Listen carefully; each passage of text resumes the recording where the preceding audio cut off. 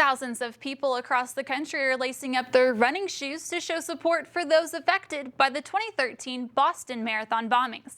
By placing one foot in front of the other, each runner is helping the victims toward a promising and hopeful future.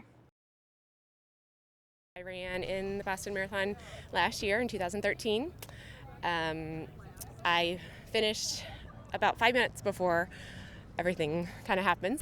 We were in England watching the news coverage of the Boston Marathon last year, and when we realised that there had been a bomb, as runners we just knew instinctively that we had to do something to help these people that were injured. So we came up with an idea that would raise funds and also show support for those people in Boston. It was an ordeal, and it was scary and all the things you would expect it to be. Last year when the bombing in Boston happened, I just felt compelled to take part in something that was bigger than myself and be able to contribute.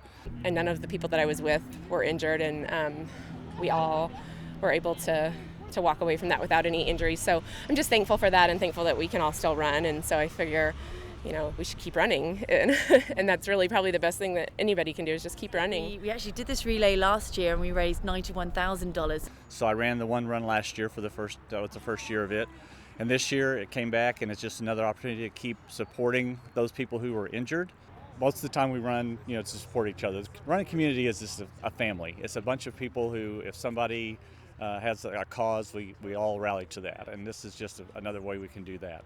As runners, when you see something like that happen to a sport that should just all be about fun and positivity, we needed to do something, and rather than just write a check, we thought we would get people together, and here they come. It's excellent to be done. We did 11 miles. We were on time a few minutes early, and we lollygagged a little bit. We took a break in the middle, but my team was just great. We all did it for the right reason. We thought if we could come back this year bigger and better, and these people that were injured, they're going to need medical help for the rest of their lives. So that 91,000 was a drop in the ocean, and if we can reach our target of $1 million, that's going to go a whole lot further. So far we've raised $300,000. And we've still got 2 weeks to go. We had one man start us off in California. His name is John Odom, and he and his family were there at the start. They're going to see us at the finish in Boston as well, where we'll also be joined by at least about a dozen other people. So it's great to know that they will be there. We have many people running the marathon that ran in the relay, and we're really looking forward to staying on in Boston to cheer them on, because the Boston Marathon is the marathon of marathons. It is the ultimate, so it's going to be a very exciting but emotional day for everyone. It just made my passion for running stronger, and I think it just made me realize that I'm going to do it as long as I possibly can, and try to share that.